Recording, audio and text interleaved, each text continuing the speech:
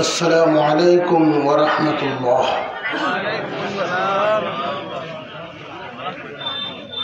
الحمد لله كفى وسلام على عباده الذين اصطفى. أما بعد فأعوذ بالله من الشيطان الرجيم. بسم الله الرحمن الرحيم.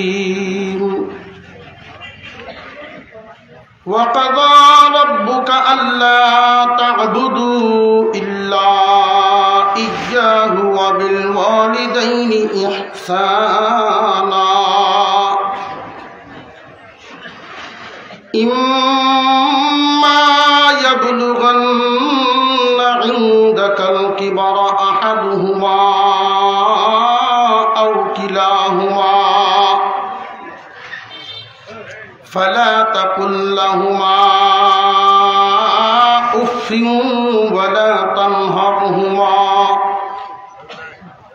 وقل لهما قولا كريما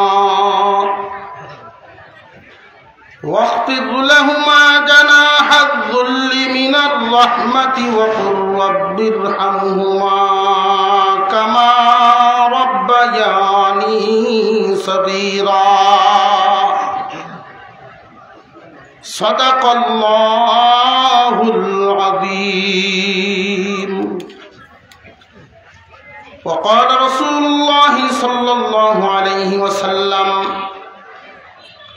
رضا الرب في رضا الوالد وسخط الرب في سخط الوالد وصدق رسوله النبي الكريم ونحن على ذلك من الشاهدين والشاكرين والحمد لله رب العالمين.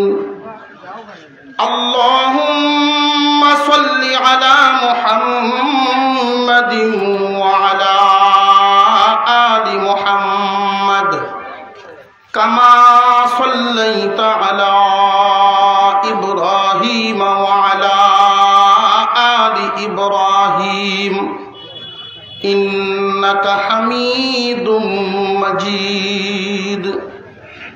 اللهم بارك على محمد وعلى آل محمد كما باركت على إبراهيم وعلى آل إبراهيم إنك حميد مجيد. বানিয়াচং বড় বাজার ব্যবসায়ী কল্যাণ সমিতির উদ্যোগে আয়োজিত 3 দিন ব্যাপী পবিত্র তাফসীরুল কোরআন মাহফিলের আজকের দিনের চলতি অধিবেশনের শ্রদ্ধাভাজন সভাপতি সাহেব, উপস্থিত হযরত উলামায়ে কেরাম, মুরব্বিয়ান আযম, সর্বস্তরের সুধী সমাজ, আল্লাহ পাক রব্বুল আলামিনের দরবারে শুকরিয়া আদায় করি যিনি একান্ত দয়া করে মেহেরবানি করে আজকের এই কোরআনের মাহফিল রহমতি বরকতি জায়গায় শামিল হওয়ার তৌফিক দান করেছেন। এজন্য সকলেই বলি আলহামদুলিল্লাহ। আমরা যখন আকাশের দিকে তাকাই, রাতের বেলায় আকাশের তারকা দেখতে পাই। অনুরূপভাবে আসমানের ফেরেশতারা যখন জমিনে তাকায়, ওই সমস্ত মাহফিলগুলো তারকার মতো দেখতে পায়। ফেরেশতারা জিজ্ঞাসা করে, আল্লাহ, জমিনে এগুলো কি? আল্লাহ বলেন, আমার আলোচনার মজলিস, কোরআনের আলোচনার মজলিস। এইখানে যারা শামিল হয় এদেরকে পুরস্কার হিসেবে কি দিবেন? আল্লাহ বলেন, তোমরা সাক্ষী থাকো, অংশগ্রহণের সাথে সাথে পিছনের সমস্ত সগীরা গুনাহ মাফ। এত বরকতি একটা কাজ, অংশগ্রহণ করলেই গুনাহ মাফ। এরপরেও আমাদের অনেক ভাই সকল অহেতুক এদিক সেদিক ঘোরাফেরা, দোকানে বসে চা খাওয়া, অন্যান্য আলাপ গল্প গুজবে লিপ্ত। আল্লাহ তাআলা সকলকে এখানে অংশগ্রহণের তৌফিক দান করেন, বলুন আমিন। মুহতারাম হাজিরিন, আমি আপনাদের সামনে পবিত্র কোরআনুল কারীমের সূরা বনী ইসরাঈল থেকে 2খানা আয়াত, নবীজির একখানা হাদিস তিলাওয়াত করেছি। আমাকে আলোচ্য বিষয়ে দেওয়া হয়েছে মাতা পিতার হক সম্পর্কে কিছু কথা বলা। প্রত্যেকটা মানুষ জীবনে দুইবার অসহায় হয়, পরনির্ভর। একবার শিশুকালে, আর একবার বৃদ্ধকালে। একজন শিশু এমন একটা হালত অতিবাহিত করে, নিজে নিজে চলতেও পারে না, কিছু বলতেও পারে না। আবার একজন মানুষ যখন বার্ধক্যে পৌঁছে যান, তখন তার হালতটা পরনির্ভর হয়। নিজের ইনকাম দ্বারা নিজে চলতেও পারে না, নিজের মনের সকল চাহিদা বলতেও পারে না। বরং তুলনামূলকভাবে একটা শিশুর চাইতে বৃদ্ধা অসহায়ত্বটা বেশি। কেন? একজন শিশু যদি পেশাব করে, কাপড় নষ্ট করে, তার কান্নার আওয়াজ শুনে শুধু তার মাই এসে কাপড় পরিবর্তন করতে হবে এমন না, যে কেউ একজন তার কাপড়টা পরিবর্তন করে কুলে উঠায় নেয়। কিন্তু একজন মানুষ যখন বার্ধক্যে পৌঁছে যান, এমন হালতে পৌঁছেন, ঘন্টার পর ঘন্টা চলে যায়, নাপাক হালতের মধ্যে পড়ে থাকে। আপনি সন্তান ছাড়া, নির্দিষ্ট লোক ছাড়া তার কাছেও কেউ ভিড়ে না। মনের চাহিদা পেশ করার ক্ষেত্রে খেয়াল করেন, একটা শিশুর মনে যদি কিছু খাইবার ইচ্ছা হয়, ভাইয়ের কাছে বলতে পারে, চাচার কাছে বলতে পারে, মার কাছে, বাবার কাছে, যে কারোর কাছ থেকে তার চাহিদা পূরণ করে নেয়। কিন্তু একজন মানুষ যখন বার্ধক্যে পৌঁছে যায়, এতটাই অসহায় হয়, কামাই রুজি ইনকাম তার নাই, মনের চাহিদা ঠিকই থাকে। যেই মানুষটা বড় বাজারে এক সময় 2, 4, 5 ঘন্টা 7 ঘন্টা সময় খাটাতেন, তার নিজের ইনকাম ছিল, মনে কিছু চাইলে মনের চাহিদা পূরণ করতেন। বার্ধক্যজনিত কারণে ইনকাম যখন বন্ধ হয়, সময় কাটানোর জন্য হলেও, ঘন্টার জন্য হলেও বাজারে আসে। মনে কিছু চাইলেও এই মনের আশাটা তার পূরণ করতে পারে না, যে কারোর কাছে এই চাহিদাটা পেশও করতে পারে না। এই জন্য আল্লাহ পাক আল্লাহর ইবাদত করার পরে, আল্লাহর পাওনা আদায় করার পরে কোরআনুল কারীমে মানব জাতিকে, প্রত্যেক পুরুষকে আল্লাহ একটা আদেশ দিয়েছেন, মা বাবার পাওনা আদায় করো। আল্লাহর পাওনা আদায়ের পাশাপাশি মা বাবার পাওনা আদায়ের আদেশ আল্লাহ পাক দিয়েছেন। মুফাসসিরিনে কেরাম এখানে একটা কথা তুলে ধরেছেন, আল্লাহর পাওনা আদায়ের পরে মা বাবার পাওনা আদায়ের এতটা গুরুত্ব দেওয়ার কারণ, পাশাপাশি রাখার কারণ, আল্লাহ মানুষকে যে লালন পালন করেন, খাওয়ান, রিজিক দেন, নিঃস্বার্থভাবে দেন, ঠিক তেমনিভাবে মা বাবাও তার সন্তানকে লালন পালন করেন, এটাও নিঃস্বার্থভাবেই করেন। কোনো মা বাপ সন্তানের কামাই খাওয়ার আশায় সন্তান পালে না। যদি পালতো আতুর, লোলা, ল্যাংরা, অক্ষম, প্রতিবন্ধী সন্তান কেউ লালন পালন করত না। ঠিক না বেটি? মা বাবা নিঃস্বার্থভাবে সন্তানের দেখভাল করে। এই যে দুইটা হালত মানুষ জীবনে দুইবার অসহায়ত্ব বোধ করে, একটা শিশুকাল আর একটা বৃদ্ধকাল। বর্তমান সময়ে আমরা দেখতে পাই, যদিও শিক্ষার হার আগের তুলনায় অনেক বেড়েছে, কিন্তু মানবতা, আদব কায়দা সেটা বাড়ে নাই।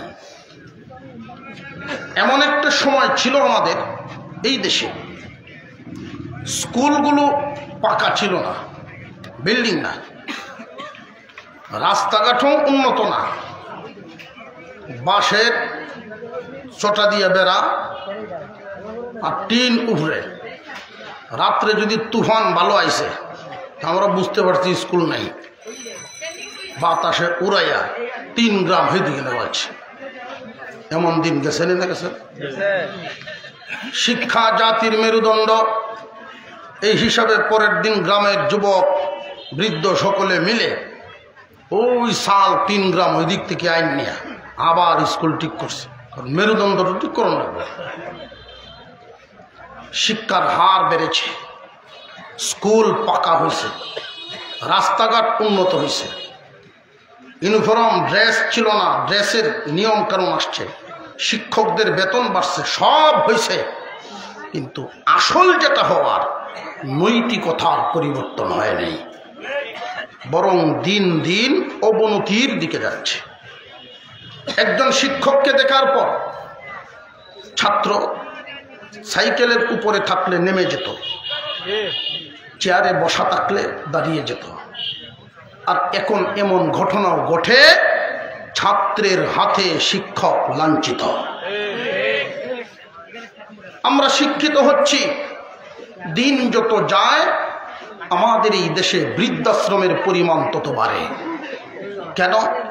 আমরা না শিক্ষিত হচ্ছি? হ্যাঁ, শিক্ষিত হচ্ছি ঠিক, মানুষ হচ্ছি না। শিক্ষিত হওয়া এক ব্যাপার, মানুষ হওয়াটাই আরেক ব্যাপার। এই সমস্ত কোরআনের মজলিস, আলেম ওলামাদের মজলিসে যখন আসা হয়, কোরআন হাদিসের কিছু কথা শুনলে সাময়িক সময়ে মনের পরিবর্তন আসে। সমাজে যদি 100 পরিবার লিস্ট করি, আমরা তালিকাভুক্ত করি, যেই পরিবারে মা বাবা জিন্দা আছেন, আমার মনে হয় না যে 10টা পরিবার মিলবে যে মা বাবার হক আদায় হয়। মুহতারাম হাজিরিন, আসমানের নিচে জমিনের উপরে পুরুষ জাতির জন্য, কান পেতে শুনে রাখেন, পুরুষ জাতির জন্য সম্পর্কের একটা সিরিয়াল আছে, সম্পর্কের একটা শ্রেণী আছে। আপনি একজন মানুষ হিসেবে আপনার সবচাইতে কাছের মানুষ কে হবে, এরপরের সিরিয়ালে কে হবে, তারপরের সিরিয়ালে কে হবে, এইভাবে যদি আমরা মানুষের সম্পর্কগুলো ভাগ করি, একজন পুরুষের সামনে মা বাবার চাইতে কেউ কাছে নাই। মা বাপ সবচেয়ে আপন, কিন্তু আমরা যা দেখতে পাই, স্ত্রী সন্তানের মহাব্বত আর মা বাবার মহাব্বত, ওই দুইটারে যদি দুই দিকে দাঁড় করানো হয়, শরীয়তের হুকুম একরকম, আমরা করে বেড়াচ্ছি আরেক রকম। মা বাবার পাওনাও আদায় করতে হবে, স্ত্রী সন্তানের হকও আদায় করতে হবে। কোনো কারণে যদি, আমি বোঝানোর জন্য বলছি, কোনো কারণে যদি একদিকে স্ত্রী সন্তানের মহাব্বত, স্ত্রীর মহাব্বত, আরেক দিকে মা বাবার মহাব্বত, দুই মহাব্বতে যদি ধাক্কা লেগে যায়, আপনি কোনটাকে প্রাধান্য দিবেন? শরীয়ত বলে তোমার মা বাবার মহব্বতকে প্রাধান্য দিবা আগে। কিন্তু আমরা এর উল্টা করি, স্ত্রীর মহব্বতের ধাক্কায় শত শত মা বাবা ছেড়ে মা বাবার থেকে সন্তান অনেক দূরে সরে যায়। এমন ঘটনা খুব কমই ঘটে। মা বাবার কথায় স্ত্রীর সম্পর্ক দূর হয়েছে বা স্ত্রীকে দূর করেছে, এমন ঘটনা খুব কম। ভাই, আমরা এই গুরুত্বটা, মাতা পিতার খেদমতের গুরুত্বটা অন্তরে বোঝানোর চেষ্টা করি, মনে আনার চেষ্টা করি। নবীজির হাদিস, মা বাবার সন্তুষ্টিতে আল্লাহর সন্তুষ্টি, আর মা বাবার নারাজিতে আল্লাহর নারাজি। মা বাবার হৃদয় তো এমনই এক হৃদয়, অল্পতেই খুশি করা যায়। বড় মাছ কিনে দিলেন, এতে খুশি না। দামি কাপড় কিনে দিলেন, এতেও খুশি না।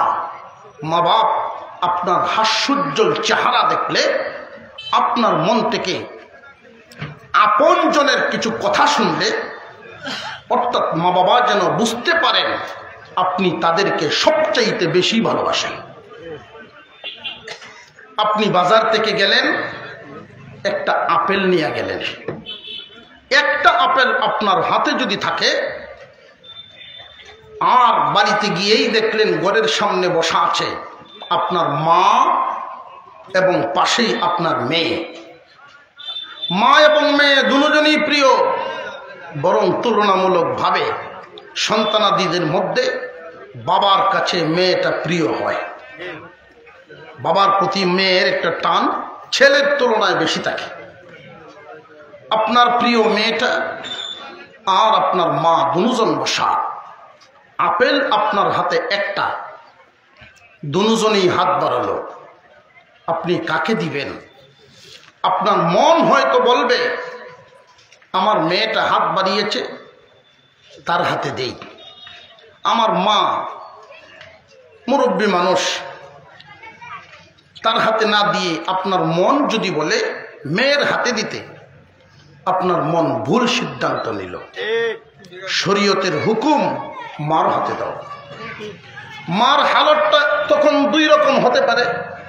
হয়তো আপনার মা বার্ধক্যজনিত কারণে আগের যেই ব্রেন শক্তিটা ছিল না, আগে যার বুদ্ধির যেই গতিবিধি ছিল সেটা নাই, কমে গেছে।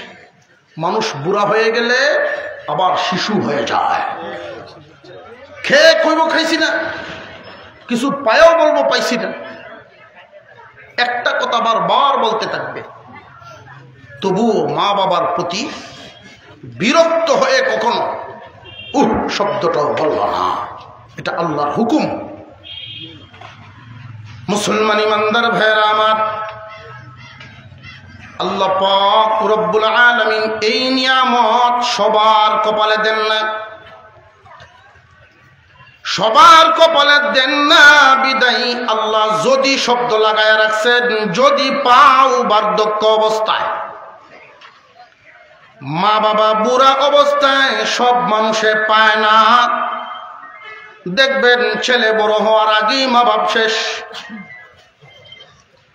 আল্লাহ পাক রব্বুল আলামিন জানায়া দিলেন, ওয়াবিল ওয়ালিদাইনি ইহসানা, মা বাবার প্রতি ইহসান পূর্ণ আচরণ করো। দয়ার আচরণ, তোমার চাদরটা যেন প্রশস্ত হয়ে তাদের উপরে তাকে দয়ার আচরণ। মা বাবা সন্তানের কাছ থেকে কোনো দয়ার আশায় সন্তান পালে নাই। আল্লাহ আদেশ দিয়েছেন মা বাবার প্রতি দয়া করো। কখন? সব সময় তোমার মা বাবার প্রতি দয়ার আচরণের হুকুম তো না। সম্মান তো সারা জীবন থাকবে, কিন্তু দয়াটা বাড়ানো লাগবে কখন? তারা বার্ধক্যে পৌঁছে যায় যখন। দয়ার পরিমাণ বাড়ানো লাগবে এমন কিছু বিষয়। তুমি যখন শিশুর হালতে ছিলা, চাইতেও পারতা না, বলতেও পারতা না, চলতেও পারতা না, তোমার হালত দেখেই মা বাবা তোমার চাহিদা পূরণ করে দিত। এমন একটা হালতে মা বাবা যেতে পারে, বলবে না চাইতে পারবে না, তাদের হালত দেখেই তুমি তাদের চাহিদা পূরণ করে দিবা।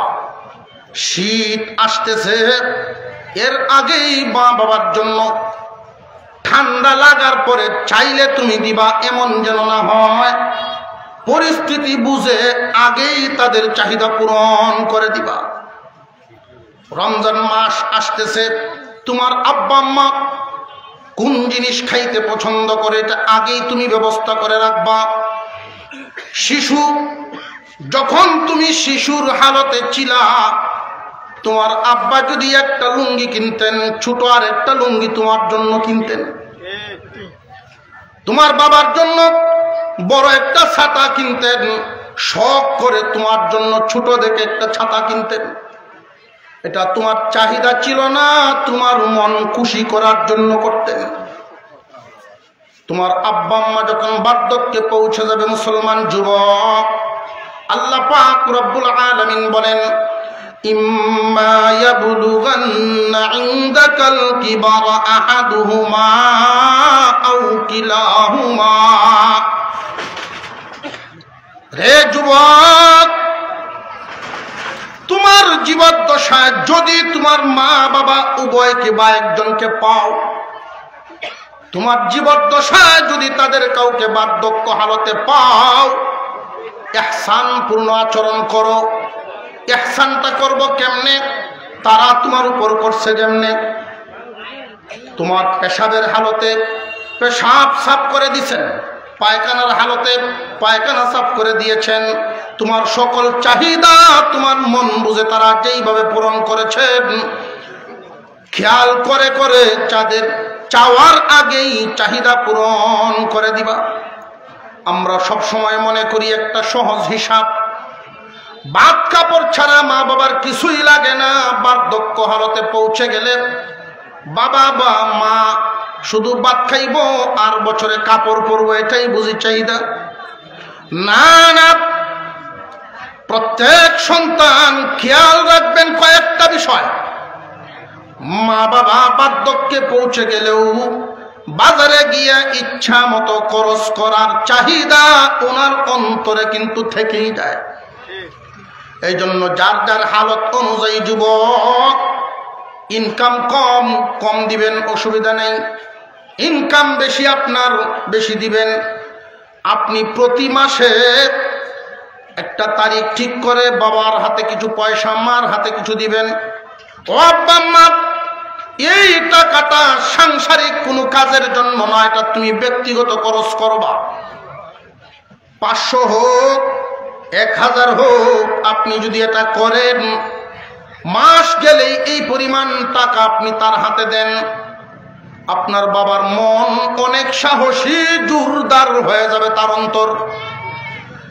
অনেক সময় মুরব্বী মানুষ বাজারে আসেন, পছন্দ মতো কোনো বস্তু পাইলেও মনের আশা মনে নিয়েই বাড়িতে ঘুরে যান।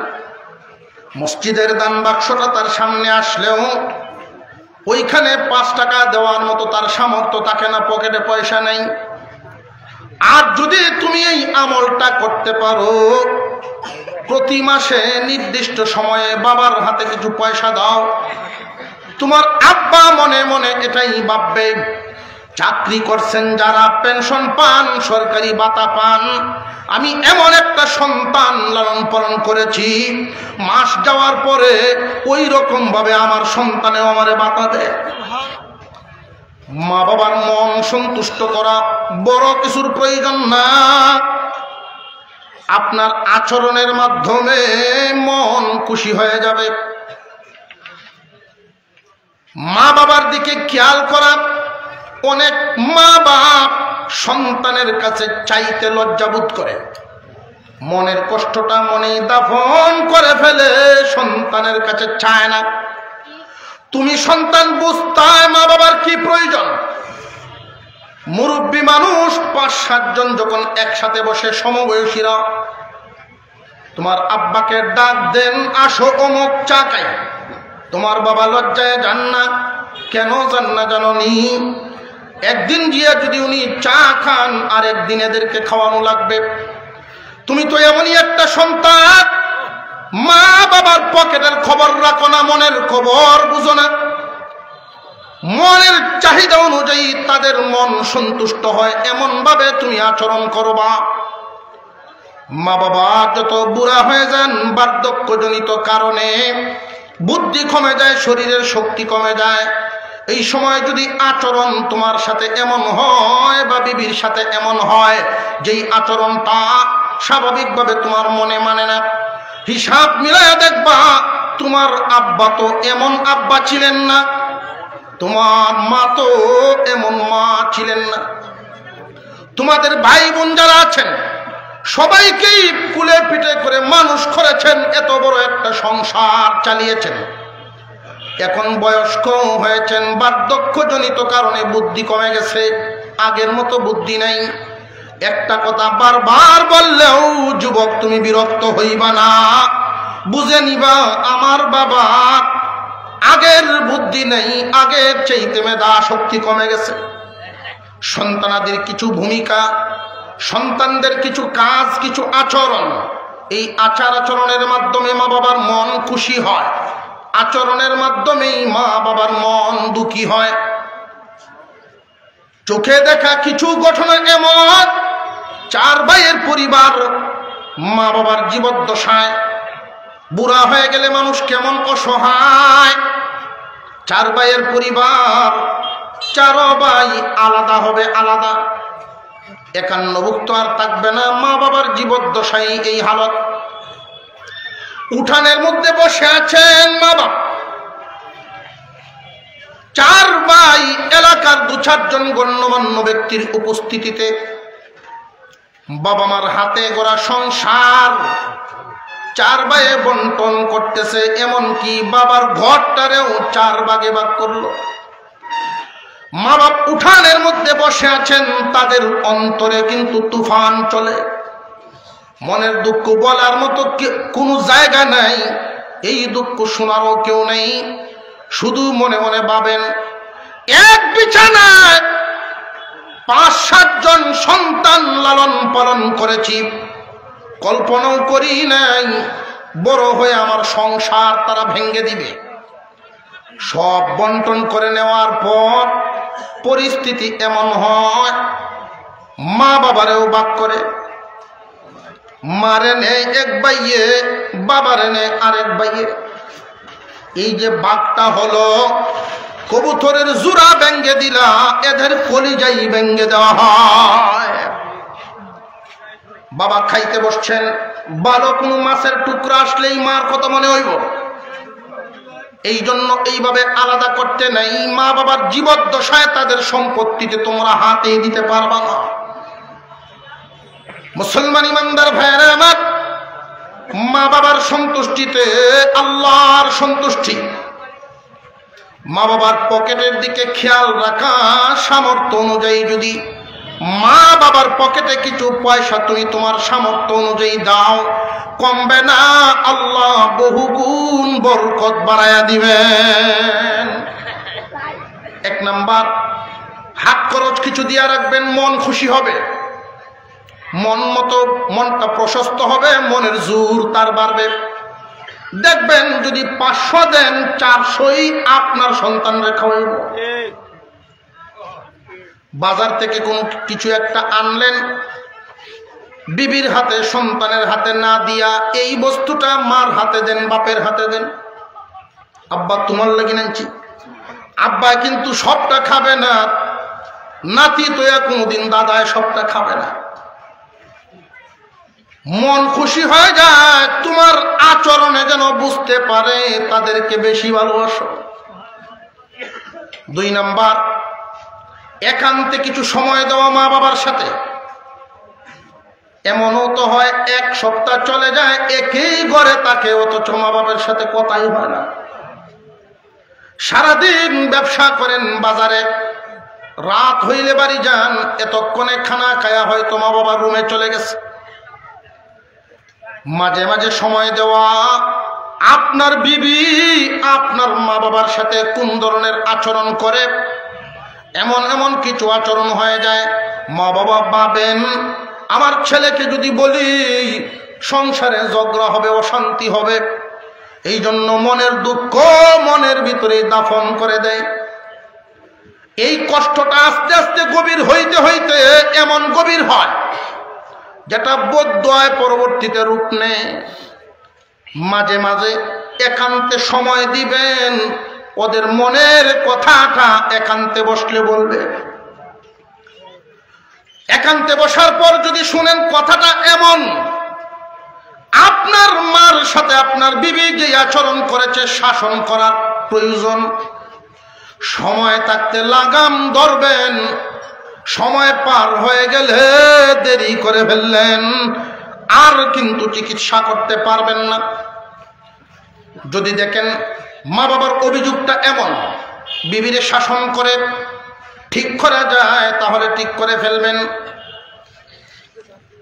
যদি এমন হয় যে না বিবির দোষ নাই, মা বাবার দোষ, এমনও তো হয় কারণ তাদের বার্ধক্যজনিত কারণে বুদ্ধি কমে গেছে, বাচ্চা সুলভ শিশু সুলভ আচরণ।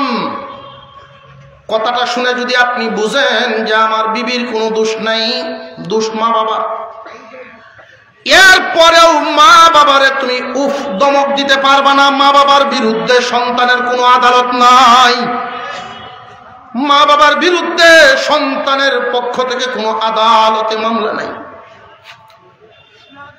মা বাপ দোষ নাই, বিবির দোষ। এরপরেও তুমি তোমার মা বাবারে খুশি করার জন্য অভিযোগ যেহেতু দিছে, ওই মনটারে খুশি করার জন্য মা বাবার সামনে বিবিরে ধমক দিয়া দাও। বিবিরে দু চার কথা বললে ধমক দাও, মা বাপ খুশি হয়ে যায়। মা বাপ যদি খুশি হয় আল্লাহ খুশি হয়ে যায়। তুমি রুমে ঢুকো, একান্তে তোমার বিবির নিয়ে রুমের ভিতরে গিয়া হাত ধরো, কারণ বিবির উপরে জুলুম হয়ে গেছে, তার দোষ নাই, দমক দিলা কেন? তোমার জীবন সঙ্গী হাতটা ধরে যদি বিবিকে বুঝায় বলো, বোন রে এই মা বাবার ঘরে জন্ম নিয়েছি বিদায় আজকে তুমি আমার বিবি হইতে পারছো, জানি তোমার কোনো দোষ নাই, এরপরেও মা বাপরে খুশি করার জন্য তাদের সামনে দমক দেওয়া লাগছে। আমার মনে হয় এমন কোন নিষ্ঠুর হৃদয়ের নারী নাই যে এই কথাটা বুঝবে না আপনারে, এই কথাটা বুঝে আপনারে মাফ দিবে না, এমন কোন নিষ্ঠুর নারী নাই। অবশ্যই হালত বুঝবে। আর যদি দেখেন আপনার বিবির দোষ, তাহলে সময় মতো চিকিৎসা নিবেন, এক দুইবার নিবেন, দেখবেন রাস্তা সোজা। এক লোক মুরব্বী মানুষ খানা খাইতে বসছে, খাবার খাওয়ার এক ফাঁকে মানুষ যখন বুড়া হয় সবকিছুই কমতে থাকে, রুচিও কমে গেছে। আগে যেইভাবে খানা খেতে পারতেন, যুবক খেয়াল করবা তোমার আব্বা আম্মা আগের মতো তো খাইতে পারেন না। আমরা যখন ছোট ছিলাম, ছোটর হালতে আমরা এক প্রকার দিয়ে যদি পেট ভরে না খাইতাম, মা বাবা চেষ্টা করতেন আরেক জাত দিয়ে খাওয়াইতে। এমন দিন গেছে না গেছে না? আপনারা চুপচাপ বই রয়েছেন, কোনো হুহা শব্দ নাই। এমন দিন গেছে না গেছে না? এখন যেই হালত দেখি, বাচ্চারে কেমনে পেট ভরাইতো মা, কি পেরেশান। এক রুমে যদি খাওয়া শেষ না হয় আরেক রুমে যায়, সন্তানের পিছনে পিছনে খাবারের ঠালটা নিয়ে দৌড়াইতে আসে, ঘর থেকে বাইরে যায়, বাহির থেকে ঘরে আসে, পেট ভরাইতেই। এগুলো মার ইচ্ছা। এই মা যেদিন বড় হবে, মা যেদিন বৃদ্ধা হবে, তুমি তো সেই দিন বড় হইবা। তোমার খেয়াল করা চাই আমার মা কি পেট ভরে খাইতে পারেন কিনা। এক প্রকার দিয়ে যদি ভালো না লাগে, গুড় কলা যেটা পছন্দ করেন অতিরিক্ত কিছু আইনে রাখবা।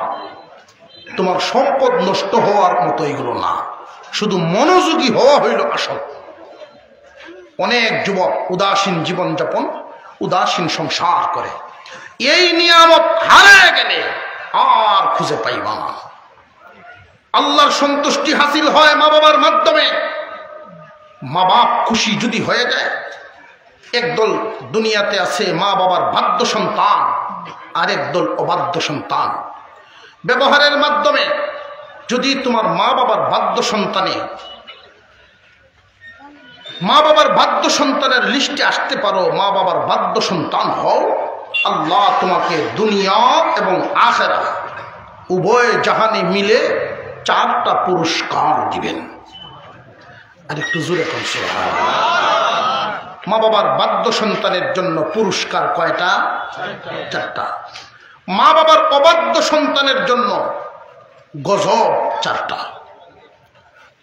পুরস্কারগুলো শুনবেন ধারাবাহিকভাবে, এর উল্টাটাই গজব। তাহলে পুরস্কারের আলোচনাটা শুনলেই এর বিপরীতটাই বুঝে নেবেন অবাধ্য সন্তানের জন্য। আল্লাহ পাক রব্বুল আলামিন এই দুনিয়াতে অনেক নজির রেখেছেন, মা বাবার বাধ্য সন্তান কোনোদিন বিফল হয় না। মা বাবার অবাধ্য সন্তান কখনো সফল হতে পারে না। যুবক যাদের মা বাবা আছে বা 2 জনের 1 জনও আছে, সময় থাকতে কাজে লাগাও। মুরব্বী মানুষ খানা খাইতে বসছেন, খাবারের এক পর্যায়ে গিয়ে উনি জিজ্ঞাসা করলেন, বৌমা ঘরে কোনো গুড় কলা দুধ দই অন্য কোনো কিছু আছে? যে না, কিচ্ছু নাই। ঠিক আছে। উনি সবর করে হাত ধুয়ে সোজা চলে গেছেন ওনার রুমে। ওনার বিবি নাই, অনেক আগের থেকেই এই ছেলেটাকে মা বাবা 2 জনের আদর দিয়ে বড় করছেন, প্রতিষ্ঠিত করেছেন। সারা জীবন ব্যবসা করতেন, সেই ব্যবসার চেয়ারে বসাইছেন, যোগ্য পাত্রী দেখে বিয়েও করাইছেন। সারাটা জীবন তিল তিল করে একটা সংসার গড়ে এই হালতে তাদের হাতে দিয়া এখন বার্ধক্য হালতে সবরের সাথে খানা খেয়ে ওনার রুমে গিয়ে শুয়ে পড়ছে। পাশের রুম থেকে ছেলে এই কথাটা শুনছে, আব্বা কিছু চাইছিলেন পান নাই, আফসুস করতেছে মনে মনে, বিকালেই আর ভুল করব না, দই যদি থাকতো হয়তো আব্বায় 1 মুঠ ভাত বেশি খাইত। আফসুস করতেছে। যখন ছেলে খাইতে আসলো, বৌমা একসাথে তারা স্বামী স্ত্রী খাচ্ছে। খাওয়ার এক পর্যায়ে দইয়ের একটা ইনটেক পুটলা ফ্রিজ থেকে বের করছে। যেই মাত্র দইয়ের পুটলাটা ছেলের নজরে পড়ল, প্রশ্ন করলেন, এই দই কোত্থেকে আসলো? যে আমার চাচা গতকালকে আসছিলেন, এই দই আমার বড় শখ, কুমিল্লার দই আমি পছন্দ করি কাকা জানেন, এজন্য আমার জন্য আনছেন। ছেলের তো মেজাজ গরম, চেহারা দেখি বউ কিছুটা টের পাইছে। আব্বা চাইলেন দিলেন না কেন? আব্বা যে চাইলেন তখন দিলা না কেন? এমন কৌশলে এক কথা বলছে, যেই কথা শোনার পরে 90% ছেলেদের মন মেজাজ আরেক রকম হবে। কথাটা উত্তর দিল, এই দইটা আমার প্রিয়, আমার ইচ্ছা হলো আমার প্রিয় মানুষটারে আগে খাওয়াবো, এরপরে অন্যরা দিব। ঠিক এই কথা শোনার পর 80% ছেলে মোমের মতো বললে যেত না, আমার বউ কইলটা কি তা, আমি দিয়ের প্রিয়। কিন্তু এই যুবক মোমের মতো না, সে লোহার মতো, গলে নেই। তার উত্তর হলো, আমি তোমার প্রিয় মানুষ বলে আমার বাবাকে বঞ্চিত করেছ। তুমি ভাবলা কিভাবে যেই দই আমার বাবার মুখে উঠে নাই সেই দই আমি খাবো, এটা ভাবলা কেমন? তবে শুনে রাখো, আমার কাছে তোমার শ্বশুরের যেই গুরুত্ব তোমার কাছে সেটা নাই। খেয়াল করবা, এই বাড়িটা আমার না, বাবার। যেই দোকানে ব্যবসা করি ব্যবসাটাও আমার না, বাবার। যেই হাওরের জমিনটা ওইটাও তো আমার না, আব্বা। আমি আগামীকালকেই কোনো একজন মুরব্বী অর্ধবয়সী মহিলা দেখে আব্বার জন্য বিয়ে আনবো। একজন আম্মা এনে দিয়া আব্বার সম্পত্তি নিয়ে আব্বা থাকবো, আমি বাসা ভাড়া নিয়ে থাকবো তোমারে নিয়ে। চাকরি কর্ম বেতন ভিত্তিক, মাসিক এই বেতনটা তোমার হাতে দিলে তখন বুঝবা এই অল্প টাকা দিয়ে সংসার চালাইতে গিয়ে বুঝতে পারবা বাবার কামাইয়ের কত দাম, বাবার সম্পত্তির মূল্য কত, তখন সেটা তোমার বুঝে আসবে। এই কথা বলে ছেলে যখন উঠে গেলেন, বৌমা বুঝতে পারছেন যে গন্ডগোল যেটা লাগছে সময় মতো যদি শেষ না করি বাড়তেই থাকবে। সরাসরি শ্বশুরের পায়ে পড়ে মাপ চাওয়া শুরু করছেন। মুরব্বী মানুষ, উনি তো কিছুই জানেন না। জিজ্ঞাসা করলেন, কি হয়েছে মা? যে আপনার ছেলে এই রকম আচরণ করেছে, আর আমার তো এই ভুলটা বড় মারাত্মক ভুল হয়েছে, আমি কেন দিলাম না, আমারে আগে মাফ করেন আপনি। ডাকায় আনছেন ছেলেকে, ধমক দিতেছেন, এ আমার পাগল ভূত, বৌমার সাথে এরকম করে না মানুষে। যদিও বাবায় ধমক দিতেছে ছেলেকে, অন্তর কিন্তু তার খুশি হয়ে গেছে। কিছু কিছু বিষয় ছোট ছোট আচরণে মা বাবার মন বড় খুশি হয়ে যায়। ছোট ছোট আচরণে মা বাবার মনে দাগ লেগে যায়। মাতা পিতার অন্তরে খুশি নিয়ে যেন মরতে পারে, তোমার আচার আচরণ এমনই হওয়া চাই। একান্তে সময় দিলে মা বাপ তার মনের কথাটা বলবে, সেই অনুযায়ী চিকিৎসা নিলে সামনের দিন ভালো চলবে। আমরা তো খোঁজখবর নিতে পারি না, সারাদিন কোন হালতে থাকে। আল্লাহ পাক এই মা বাপ নামক নিয়ামতের মাধ্যমেই আমি আপনাকে দুনিয়াতে আল্লাহ পাঠাইছেন।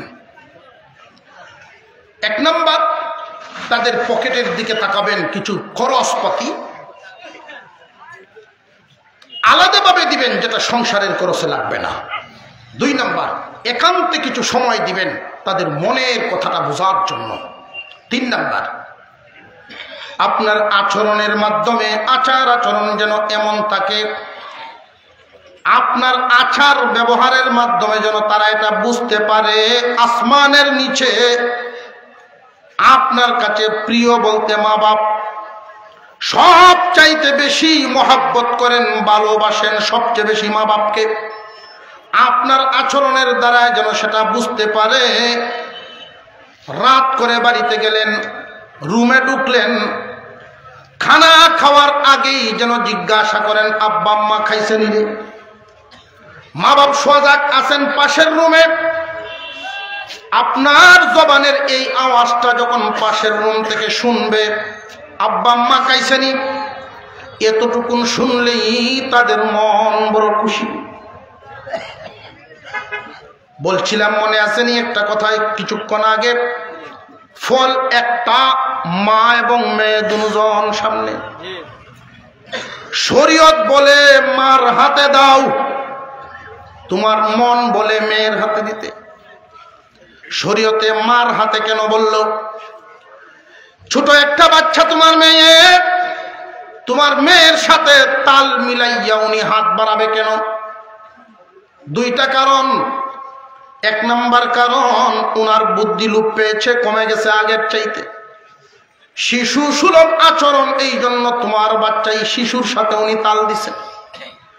শিশু সুলভ আচরণ এমন হালতে যদি তুমি তোমার মার হাতে ফলটা না দাও, সন্তানের হাতে দিয়ে দিলা, তোমার মা শিশু সুলভ অন্তরে এটা সহ্য করতে পারবে না, চোখে পানি এসে যাবে।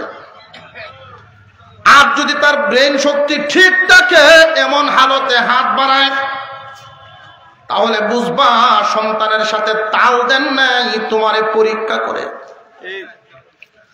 তুমি সন্তান 2 জনের হাতের মধ্যে যদি মেয়ের হাতে দাও, তুমি পরীক্ষায় ফেল করে ফেললা। মার হাতে দিয়ে একটা প্রমাণ করো আসমানের নিচে আমার সবচেয়ে প্রিয় মা বাপ, এরপরে সন্তান। 3 নাম্বার একটা কারণ, মেয়ের হাতে যদি এই ফলটা দিয়ে দাও, দাদিকে দিতে হবে এটা প্রয়োজন মনে করবে না। কিন্তু তুমি তোমার মার হাতে যদি দাও, তোমার মা একা খাবে না, তোমার মেয়ের নিয়ে খাবে। আল্লাহ পাক রব্বুল আলামিন মা বাবার সন্তুষ্টিতে যে আল্লাহ সন্তুষ্টি, মা বাবার কথাগুলোকে কিভাবে মানা লাগে খুব খেয়াল করবেন। আল্লাহর হুকুম, তোমার আচার আচরণে মা বাপ যেন নিজে নিজে উফ না বলেন, এটা এক ব্যাখ্যা। তোমার আচরণে অসন্তুষ্ট হয়ে কোনোদিন মা বাপ যেন উফ শব্দটা না বলে। তুমিও তাদের আচরণে বিরক্তিবোধ কখনো করবা না। তোমার যদি মেজাজ খারাপ থাকে মা বাবার সামনেই যাইও না, প্রয়োজনে কপালের চামড়া কুচ করে মা বাবার সামনে যাইও না। সুন্দর আচরণ করবা, সম্মান সূচক ব্যবহার। বর্তমান সময়ে দেখতে পারি মা বাবার চাইতে সন্তান বেশি বুঝে। 8, 9, 10 পাস করলেই মা বাপরে মুখের উপরে বলে তুমি কি তা জানো। মা বাপ তুমি কি তা বুঝো। বাপ মনে মনে কয় তোমার মতো একটা ভূত হইলে আমি আর কিতা বুঝতাম। আমি তো ব্যাক করব। এক লোক কাঁচামালের ব্যবসা করে, তো উনি নিলেন 1 বস্তা আলু বাজারে বেচার জন্য। ঘন্টা 3 পরে এই 9, 10 ভরইয়া এই বয়সের এক ছেলে বাজারে গেছে। আব্বা এত সময় লাগে 1 বস্তা আলু বেচলে বেটা। ওই অভূত, দুনিয়াদারি এত সহজ না, দুনিয়াদারি বড় কঠিন রে বাপ। কয় তুমি উঠো আমি বেশি। তুমি বইবা বলে হ, তাহলে আমি আসরের নামাজ পড়ে 1 কাপ চা খাই আই, তুমি বেশো। ছেলের বুঝাইয়া বাপ গেছে। আসরের নামাজ কান পড়তে আর 1 কাপ চা খাইতে 20 মিনিট। এই 20-25 মিনিটের ভিতরে গোরান দিয়ে আয়া দেখে আলু বেচা পাল্লা ভাতর দইতেছে। কিরহুদি এত অল্প সময়ে কেমনে বেচল্লা। ছেলে উত্তর দে ব্যবসা তো জানুন লাগবো আগে। বাপ রে বাপ, খুব বালা কাম করছো রে, খুব ব্যবসা জানান লাগবে। কত করে বেচছ? 15 টাকা কেজি। 20 টাকা তো এটা কিনা হয় আমার। 20 টাকা আমার কিনা হয়, তুমি 15 টাকা করে বেচছ। কি সর্বনাশটা করছো। প্রথমে আমি তুমি যেমনে কইসলা 25 করে বেচতাম, চেষ্টা করছি কেউ নেয় না, তো 15 টাকা করে দিছি। সময় লাগছে না বেশি। বাপ খুব আফসুস করলো, পোস্টাফুস করিয়া বলছে যা পয়সাটি দে, যাই বেচছস টাকাটি দে। তুমি যে কিচ্ছু বুঝো না এটাই ঠিক। কেমনে আমি মাপ পেতে কুলাইতাম পারি না, টেকা লইব কোন সময়। বেশি বুঝিয়া মাপ পেতেই কুলাইতে পারেন, টেকা কোন সময় লইব। মা বাবা অন্তর থেকে তোমার আচরণের মাধ্যমে যেন দোয়া দেয়। মা বাবার সাথে যারা বেয়াদবি করে জেনে রাখবেন আমাদের এই বয়সটা এই হালতে থাকবে না। আদব কায়দা আচার আচরণ আমাদের এমন হওয়া চাই, কেউ যদি চান যে আমার সন্তান আমার মন মতো হইতো, আমার সন্তান আমার মর্জি মতো হইতো, আমার সন্তানের আচরণ আমার চক্ষু শীতল হয় এমন হইতো, তাহলে নিজে আগে মা বাবার চক্ষু শীতল হওয়ার মতো আচরণ করা শুরু করেন। নিজে আগে তাদের মন মতো হন, আপনার মন মতো না। নিজে আগে তাদের মন মতো হন, তাহলে আপনার সন্তান আপনার মন মতো হবে। আর যদি আপনি নিজের মতো হন, আপনার সন্তান আপনার মনের মতো হবে না, এটা কখনো না। এক মহিলা বাটি রাখছে একটা, অন্যান্য মহিলারা বলে এই বাটিটা কার জন্য, যে আমার শ্বশুরের লাগে। যে এই কথাটা যদি একজন মহিলায় বলে যে শ্বশুরের লাগে বাটি দিয়েছে, অন্য মহিলারা কয় দেখছ আমরা সন্তানের চাইতেও বেটি শ্বশুরে বেশি আদর করে। বাড়ির যে কামটা কি এটা তো আর কেউ জানে না। এই বাটিতে বাদ পেয়া বুড়া বেটারে বাদ দেয়। মুরব্বী মানুষ ফের তো তার বলে না, এই দুঃখ কারোর কাছে বলতেও পারে না। ফুতের মান সম্মান যাবে এমন অবস্থায় ফেটও বলে না, দুঃখ বলারও সুযোগ নাই। কি করণীয়? নাতি আছে একটা, এইটা কেনছে তো ভাই তোর মা যে আমারে বাদ দে, আমার তো ফেট ভরে না, কি করতাম? তুমি বাড়িতে বাইন গেলা ঠিক তো তো খালাস বাড়ি ভেঙে গেল। তোর আম্মার যেই মুখ কাজে লাগলে দেখোস না, সারাদিন FM রেডিওর মতো মুখ বাস চলতেই থাকে। ভেঙে গেল। মুরব্বীও করছেন কি, হাতে এক লাঠি থাকে বাড়িতে ভেঙে গেছে। এখন তো বেরিয়ে উঠছে বয়ানো, সারাদিন চলছে। মুরব্বী আর কোনো জবাব দেন না যে আমার ভূত বাড়িতে এইবার আগে তো শেষ হয়ে গেল, যা কইবার করতে তো। মা সন্ধ্যা যখন হয়েছে কই এখন আর কিছু কইলাম না, আয়ু কাজগো বাড়িত। যেই বাড়িত আইসে ছেলে, তুমি তোমার বাপ লইয়া থাকো, আমি আর রইলাম না, গেলাম না। তো দেখবেন যে সমস্ত বিবিরা হুমকি দেয়, এর মধ্যে ছেলেদের হালত হইল।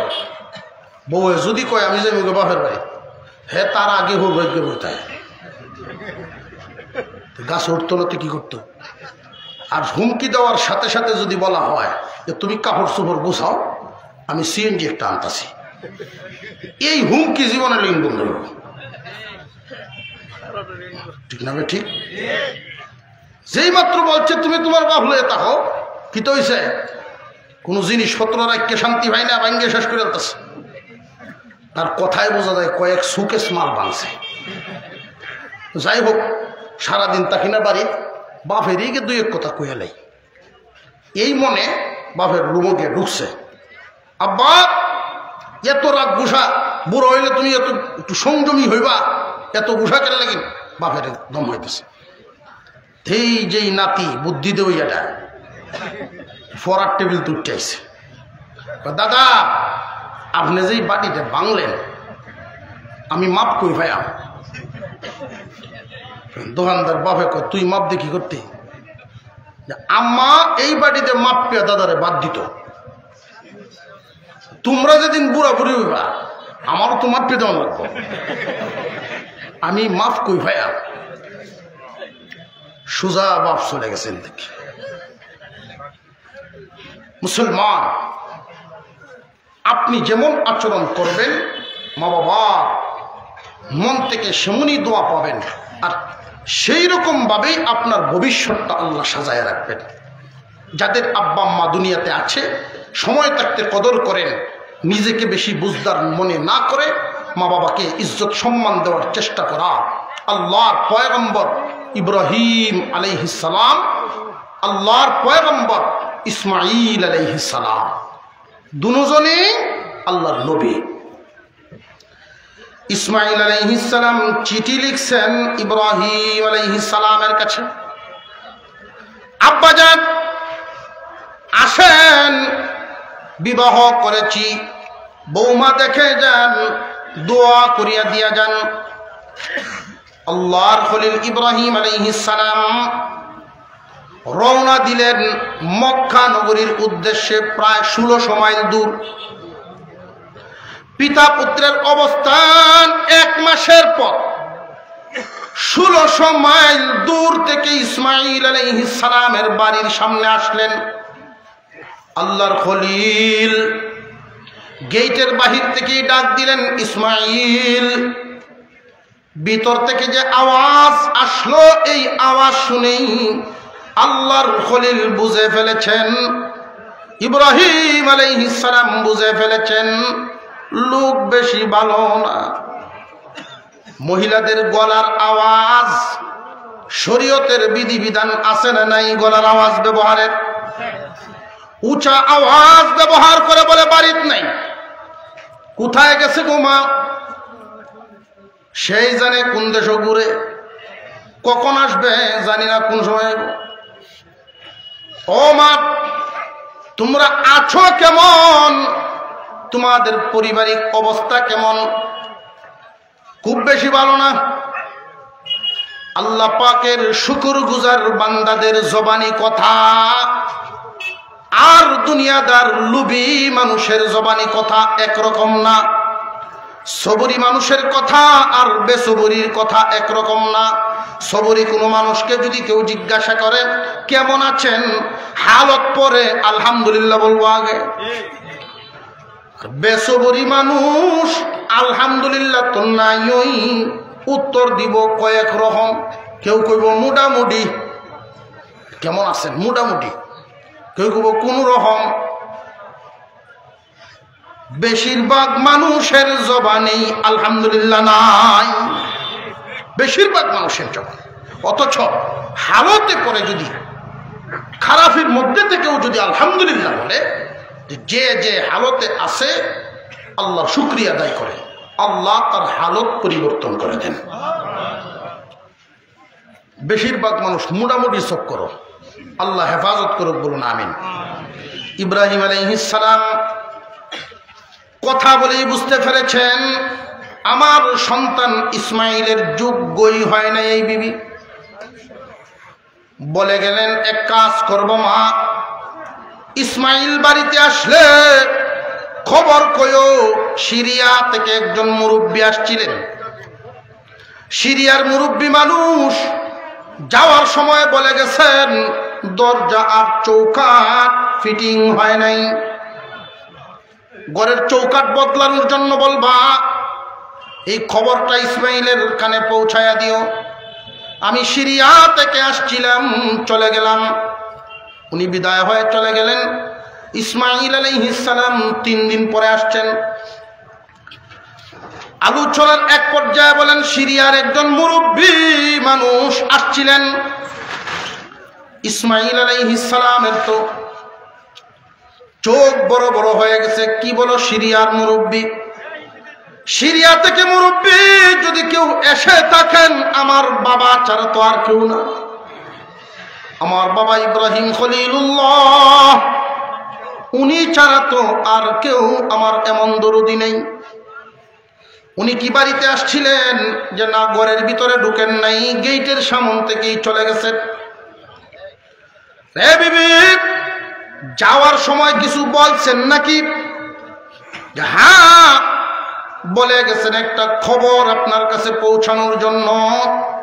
ঘরের দরজা আর চৌকাঠ ফিটিং হয় নাই, চৌকাঠ বদলানোর কথা বলে গেছে, আপনাকে জানাইতাম। ইসমাইল আলাইহিস সালাম বুঝে ফেলেছেন। উনি বলতেছেন, বিবিরে তোমার নিয়ে আর সংসার হবে না। কেন? আমার আব্বা তোমার প্রতি অসন্তুষ্ট হয়ে গেছে, আমার বাবা তোমার প্রতি সন্তুষ্ট নন। বাবা অসন্তুষ্ট হয়ে গেছেন, তোমাকে পরিবর্তন করতে হবে। যে আমরা দুইজনের ভিতরে তো কোনো গন্ডগোল নাই, তোমার আমার তো কোনো সমস্যা নাই। বাবার কথাই কি আমাকে ছেড়ে দিবা নাকি আমাকে পরিবর্তন করবা নাকি? হ্যাঁ, বাবার কথা পালন করতে গিয়ে তোমাকে পরিবর্তন করতে আমার দ্বিধাবোধ নেই। তোমাকে পরিবর্তন করলে আর একজন বিবি পাওয়া যাবে, কিন্তু বাবা পরিবর্তন করার কোনো সুরত নাই।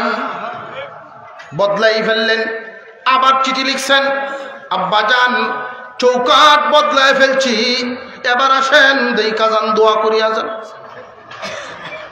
চিঠি পায়ায় তিনি চোখ থেকে পানি ছাড়া শুরু করলেন। আল্লাহ কেমন সন্তান দিলা, হুকুম করতে দেরি, পালন করতে দেরি করে না। উনি আবার আসলেন। ওই দিনও ইসমাইল আলাইহিস সালাম বাড়িতে ছিলেন না। যেই মাত্র বাহির থেকে আওয়াজ দিলেন, ইসমাইল বাড়িতে আসো, ভিতর থেকে আওয়াজ আগে ভিতরে আসেন। গেটের ভিতরে উনি ঢুকলেন। অন্য দিনের তুলনায় পরিবর্তন আচার আচরণ, খেদমত শুরু হলো। খানা খাওয়াইলেন, বিশ্রাম করালেন। জিজ্ঞাসা করলেন, ইসমাইল কোথায় গেছেন? আমি তো বলতে পারি না, তবে প্রয়োজন ছাড়া তো কোথাও উনি যাবেন না। আসবে কখন ইসমাইল? উনার প্রয়োজনীয় কাজ যখন শেষ হবে তখন অবশ্যই উনি চলে আসবেন, কারণ উনি অহিতুক কোনো মানুষ নন, বাহিরে সময় কাটানোর মতো লোক না। ইসমাইল আলাইহিস সালামের প্রতি বিবির ধারণাটা শুনেই আল্লাহর খলিল খুশি হয়ে গেছে। নেককার বিবিগণের জবানি কথা, নেককার বিবিদের ধারণা স্বামীর প্রতি এমনই হওয়া চাই। মাগো তোমরা কেমন আছো? আসমানের নিচে জমিনের উপরে আল্লাহ যাদেরকে ভালো রেখেছেন আমরাও তাদের মধ্যে আছি। আল্লাহ আমাদেরকে ভালোই রাখছেন, আলহামদুলিল্লাহ। ইব্রাহিম আলাইহিস সালাম বলেন, মা আমার ব্যস্ততা আছে, আমি চলে যাব। ইসমাইল আসলে বইল, দরজা এবং চৌকাঠ ফিটিং হয়ে গেছে। এমন দরজা চৌকাঠ একসাথে থাকলে সৌন্দর্য বাড়ে। আল্লাহর খলিল চলে গেলেন। ইসমাইল আলাইহিস সালাম যখন বাড়িতে আসছেন, আলোচনার এক পর্যায়ে যখন বুঝলেন বাবা ভিতরে আসছেন, আরাম করে গেছেন, মেহমানদারি গ্রহণ করে তারপরে গেছেন। রে বিবি, আমার আব্বা কোন হুকুম করে গেছেন নি আমার উপর? যে না, এমন কিছু বলেন নাই, তবে বলছেন ইসমাইল আসলে বইল দরজা এবং চৌকাঠ ফিটিং হয়ে গেছে। এমন দরজা চৌকাঠ একসাথে যদি থাকে সৌন্দর্য বাড়ে বলছেন।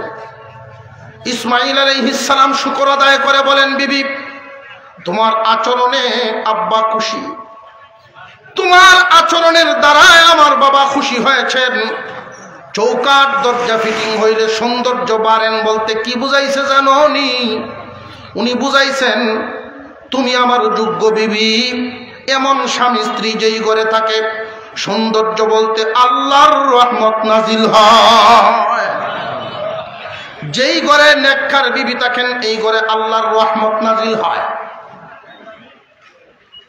তোমাকে একটা প্রশ্ন করি, আমার আব্বা আরেকবার আসছিলেন, গেটের সামন থেকেই ফিরত চলে গেছেন, একটা গ্লাস পানিও নসিব হইল না। তুমি কেমনে বুঝলে উনি আমার আব্বা? ভিতরে যে আসতে দিলা। নেককার বিবিদের জবাব, তাদের চিন্তাধারাই অন্যরকম। তারা একটা ডাক শুনে চিন্তা করে ডাকটা কেমন, কথা শুনে ভাবে এই কথাটা কেমন। নেককার বিবি জবাব দেন, উনি যখন গেটের বাহির থেকে আপনার নাম ধরে ডাক দিয়েছেন ইসমাইল, তখনই আমি বুঝে গেছি আপনার খুব আপনজন হবে। কারণ আপনজন ছাড়া এইভাবে কেউ নাম ধরে ডাক দেয় না। নেককার বিবিগণ আলামতই বুঝে ফেলে। মুসলমান ভাইয়েরা আমার, মা বাবার বাধ্য সন্তান অবাধ্য সন্তান, আল্লাহ পাক কুরআনুল কারীমে যেই শব্দগুলো ব্যবহার করেছেন এই আয়াত, ইম্মা ইয়াবলুগান্না ইনদাকাল কিবারা আহাদুহুমা আও কিলাহুমা, যদি তোমরা তোমাদের মা বাবাকে বার্ধক্য হালতে পাও, মা বাবার হালত যদি বুড়া থাকেন দুইজন বা দুজনের একজনকে পাও, ইহসান পূর্ণ আচরণ করবা। এই আচরণ করতে গিয়া, চলাফেরা করতে গিয়া কখনো এমন হালত যেন না হয়। কেমন হালত?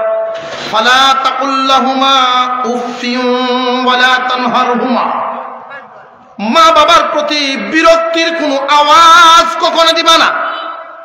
সাবধান, তোমার আচরণে যেন মা বাবা কখনো এটা না বুঝেন যে তুমি তার প্রতি নারাজ হয়ে গেছো। সাবধান, পেশাব পায়খানায়ও যদি বিছানায় পড়ে থাকে দৈনিক 5 বার 10 বারও যদি তোমার সাফ করা লাগে। মানুষ এই জাতীয় কাজকর্ম করতে গেলে মন মেজাজ নষ্ট হয়। অনেক সময় মন খারাপ হয়ে গেলে মানুষ বিরক্ত হয়ে হয়তো এই কথাটা বলে ফেলতে পারে, এত ঘন ঘন পেশাব পায়খানা করে নাকি, আর ভালো লাগে না, বিরক্ত। এই জাতের কথা যেন তোমার মুখ দিয়া উচ্চারণ হবে দূরের কথা, বিরক্তির আওয়াজ শব্দটাও যেন তাদের কানে না যায়। যদি তোমার বিরক্তির কোনো আওয়াজ তারা শুনে ফেলে, মানসিকভাবে তারা মনে মনে কাঁদবে, খুব দুঃখ পাবে। আমারে আল্লাহ এমন হালতে রাখছেন, আমার সন্তান খেদমত করতে করতে সে বিরক্ত। খেদমত করতে গিয়া, আচরণ করতে গিয়া কখনোই শব্দ বলবা না। কথা বলার ক্ষেত্রে গিয়া ফালা তাকুল লাহুমা উফিন ওয়ালা তানহারহুমা, ধমকের সুরে উঁচা আওয়াজে মা বাবার সাথে কথা বলবা না। শাব্দিকভাবে আল্লাহ এভাবে বুঝাই যে সাবধান, আচার আচরণ, খেদমত করতে গিয়া, তাদেরকে পালতে, তাদের খেদমত করতে গিয়া কোন সময় তুমি বিরক্তিবোধ করবা না। বিরক্তিবোধ তুমি যদি করো আর এটা প্রকাশ পায় তোমার দ্বারায়, শব্দও যদি উচ্চারিত হয়, কপালের চামড়া কুচো হয়, তাদের মনে মনে কষ্ট আসবে। আমার সন্তান বুঝি আমাকে পালতে পালতে, আমার খেদমত করতে করতে ক্লান্ত হয়ে গেছে, মনে বড় ব্যথা পাবে। আনন্দের সাথে, স্বাচ্ছন্দ্যের সাথে তোমার আচরণ এমন হওয়া চাই যে তুমি তোমার অন্তরে মা বাবার ভালোবাসা রাখো, মা বাবাকে মহব্বত করো, মা বাবাকে স্নেহ করো, তোমার আচরণে যেন সেটা বোঝা যায়। মা বাবার সামনে মা বাবার কাছ থেকে দোয়া নিবা, আল্লাহর কাছেও দোয়া করবা, আল্লাহ আমার মা বাবারে, আমার মা বাপরে তুমি কবরে এমন ভাবে রাখবা, আমারে আমার মা বাপে যেমন ভাবে ছোটবেলায় উকুনে খাইতে দেয় নাই, পিঁপড়ায় খাইতে দেয় নাই, ঠান্ডা লাগতে দেয় নাই, গরম লাগতে দেয় নাই, আল্লাহ আমার মা বাপরে কোনো অশান্তি তার হয় এমন হালতে রেখো না। মা বাবার জন্য দোয়া করা, বিশেষ করে কেউ যদি চান সন্তান বাধ্য হবে, খেদমতগার হবে, তাহলে আপনার কিছু করণীয়, হাত খরচের দিক একটা বললাম, একান্তে সময় দিবেন সেটা বললাম। আচার আচরণ করার ক্ষেত্রে বিরক্তিকর অবস্থায় তাদের সামনে পেশ হবেন না, কখনো ধমক দিয়ে কথা বলবেন না। আরেকটা কথা, যদি চান আপনার সন্তানগুলো আপনার মতো মা বাবার খেদমত করুক, তাহলে সন্তানের চোখের সামনে সরিষার তেলের বোতলটা নিয়ে শীতকালে মা বাবার হাত পায়ে তেল লাগায় ঘুম পাড়া, আপনার সন্তান পাশে থেকে যেন দেখতে পারে। মা বাবার কাপড়গুলো নিজের হাতে ধুয়ে দেন, আপনার সন্তান যেন দেখতে পারে। তাহলে কিতাবে শিখতে হবে না, পারিবারিকভাবেই সে শিক্ষিত হয়ে যাবে। আমার মা বাবাও এমন হলে এইভাবে আমার খেদমত করতে হবে। মা বাবার বাধ্য সন্তানের জন্য পুরস্কার কয়টা বলছিলাম মনে আসেনি? আরো জোরে কর। 1 নাম্বার পুরস্কার, আল্লাহ পাক রুজি রোজগারের মধ্যে খয়ের বরকত দিবেন। বরকতি রিজিক, বরকতি রিজিক পায় যারা, পেরেশান মুক্ত জীবন পায় তারা। ইনকাম তোমার যতই হোক কোনো পেরেশানি থাকবে না। মা বাবার বাধ্য সন্তানকে আল্লাহ পেরেশান মুক্ত জিন্দিগি দিবেন। ইনকাম যতই হোক কোনো পেরেশানি। 2 নাম্বার, সন্তানাদি তোমাকে আল্লাহ যে পরিমাণেই দিবেন মানুষের মতো মানুষ হবে। শিক্ষিত কি পরিমাণ হবে ওইটা বলি নাই, মনুষ্যত্ব থাকবে, মানুষের মতো মানুষ হবে। অনেক সময় দেখা গেল শিক্ষিত, দেশের ডিগ্রি সব আইনা, বিদেশ থেকেও ডিগ্রি আনছে, এই শিক্ষিত সন্তান এমন এক কর্ম করলো মা বাবার ইজ্জতে চুনকালি। আর মূর্খ সন্তানের দ্বারাও মা বাবা মনে প্রশান্তি পায়। সন্তানগুলো মানুষের মতো মানুষ হবে 2 নাম্বার নিয়ামত। 3 নাম্বার নিয়ামত, যতদিন তুমি দুনিয়াতে থাকবা এমন কোন কঠিন রোগে আল্লাহ তোমারে ফেলবেন না যেই রোগ হইলে মানুষ তোমারে তিতা পাবে। কঠিন রোগে আক্রান্ত করবেন না। দুনিয়াতে যতদিন রাখবেন আল্লাহ সুস্থ একটা হায়াত দিবেন। 4 নাম্বার, দুনিয়ার জমিন থেকে বিদায় হয়ে গেলে মা এবং বাবা দুইজনের নামে জান্নাতের 2টা দরজা খোলা। মা বাবার সন্তুষ্টিতে আল্লাহ সন্তুষ্টি, যেই দরজা দিয়া ইচ্ছা সন্তান জান্নাতে ঢুকবে। পক্ষান্তরে মা বাবার অবাধ্য সন্তান, মা বাবার অবাধ্য সন্তান, বরকত আর ইনকাম 2টা কিন্তু 2 জিনিস বলছিলাম। ইনকাম যদি 5 লাখও প্রতি মাসে করে, পেরেশানি দূর হবে না। পেরেশানি তার থাকবেই। ইনকাম যতই করুক, মা বাপ যদি অসন্তুষ্ট হয়ে মনে, মা বাপরে কষ্ট দিয়া কবরে পাঠাইছ, ইনকাম যতই করো না কেন রে বান্দা, পেরেশানি দূর হবে না। জীবন ভর শুধু পেরেশানি থাকবে। মাজারে যাও, পীরের কাছে যাও, মোটা অঙ্কের হাদিয়া দাও, কাজ হবে না। গড়ের সিন্ধুকে যেইখান থেকে পাওয়ার কথা, ওই সিন্ধুকেই তালা লাগাইয়া দুনিয়া ঘুরলে লাভ নাই। বেবরকত পেরেশানির জিন্দেগি, মা বাবার অবাধ্য সন্তান। 2 নাম্বার গজব, সন্তান মানুষ হবে না। শিক্ষিত বানাতে পারো টাকার জোরে, কিন্তু মানুষ হবে না। 3 নাম্বার, ফার্মেসির অর্ধেক ফার্মেসি বানায় রাখা লাগবে গড়কে। রোগে ছাড়বে না, রোগে ছাড়বে না। তোমার পেরেশানি থাকবে, সন্তানের অশান্তি থাকবে, রোগ বালা মুসিবতে তোমারে বুগাইবে। আল্লাহ রাব্বুল আলামিন মা বাবার সন্তুষ্টিতে আল্লাহর সন্তুষ্টি রেখেছেন। মা বাবার অবাধ্যতাতে, মা বাবার অসন্তুষ্টিতে আল্লাহর অসন্তুষ্টি রেখেছেন। আর মা বাবারে অসন্তুষ্ট করে দুনিয়া ছেড়েছ। মা বাবার অবাধ্য সন্তানের তালিকায় নাম লেখাইছ। আল্লাহর সন্তুষ্টির আশা করে লাভ নাই। দুনিয়া ছেড়েছ, জান্নাতের দরজাও তো বন্ধ করেছ। মা বাবার সন্তুষ্টিতে আল্লাহর সন্তুষ্টি, মা বাবার অসন্তুষ্টিতে আল্লাহর অসন্তুষ্টি। আল্লাহ পাক রব্বুল আলামিন মা বাবার বাধ্য সন্তান হওয়ার তৌফিক দান করেন, বলুন আমিন। যাদের আব্বা আম্মা নাই, দুনিয়ার জমিনে মা বাপ নাই, সাধ্য অনুযায়ী মা বাবার জন্য সদকা করা, মাঝে মাঝে মা বাবার কবর জিয়ারত করা। পারেন যদি কবর জিয়ারতের সময় সন্তানটা সাথে নিয়ে যাবেন।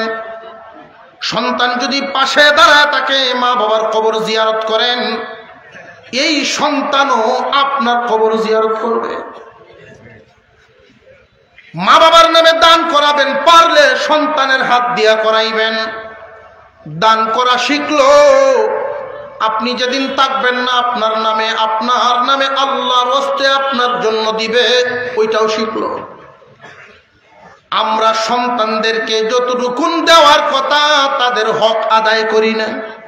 পারিবারিক কিছু শিক্ষা আছে, সন্তানের এই পারিবারিক শিক্ষা যারা আদায় করবে, সন্তান বড় হইলে অটোমেটিক শিক্ষিত হবে। অটোমেটিক আদব কায়দার শিক্ষা, এটা প্রাতিষ্ঠানিক না, পারিবারিক। আদব কায়দার শিক্ষাটা এটা প্রাতিষ্ঠানিকভাবে যতটুকু হয়, এর চেয়ে বেশি পারিবারিকভাবে হয়।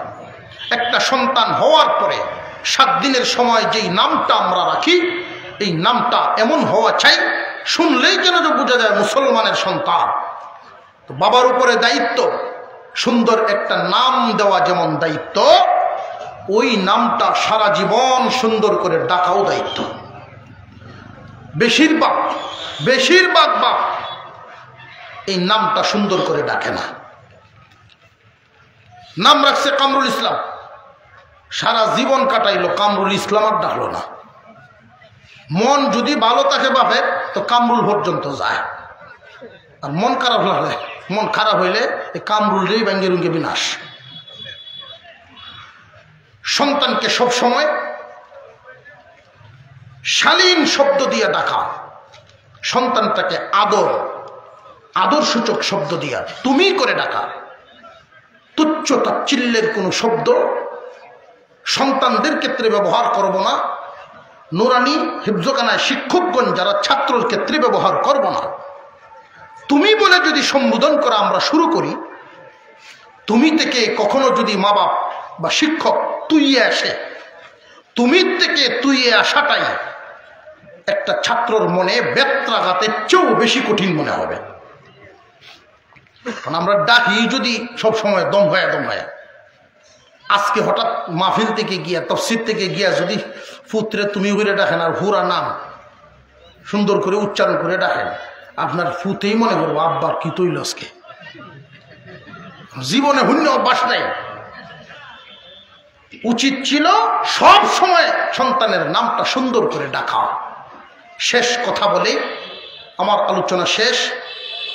একটা জায়গায় আমরা যে ভুলটা করি, এই ভুল তামাম দুনিয়া এনে দিলেও সংশোধন করা সম্ভব হবে না। আর সেটা হলো সন্তানকে সহি শুদ্ধ কোরআন তিলাওয়াত না দেওয়া। মা বাবার পক্ষ থেকে সন্তানকে পরিপূর্ণ সহি শুদ্ধ কোরআন শিক্ষা দেওয়াটা এটা ফরজ, তেলাওয়াত করা নফল। এই যে গ্যাপটা, সন্তান 5 জন, স্বামী স্ত্রী 2 জনে গপ করে, আল্লাহ দিল 5টা, তো আল্লাহরে একটা দেলাই আর বাকি 4টে শয়তান রে না, সবগুলি আল্লাহর প্রথম কোরআন হাদিস, অর্থাৎ ওলামায়ে কেরাম গবেষণা করে যে সিলেবাসটা করেছেন নুরানি বিভাগ, এই নুরানি পর্যন্ত পড়ানো, ছেলে হোক আর মেয়ে হোক, 1টা হোক আর 5টা হোক, সবগুলো নেই। কারণটা কি? আমি হিসাব মিলাই দেখছি, মানুষ নামাজ পড়ে না যারা, এর কারণটা কি? যারা নামাজ পড়ে না, এর যত কারণের মধ্যে সবচেয়ে বড় কারণ জানে না। নামাজ না জানার কারণে নামাজ পড়ে না।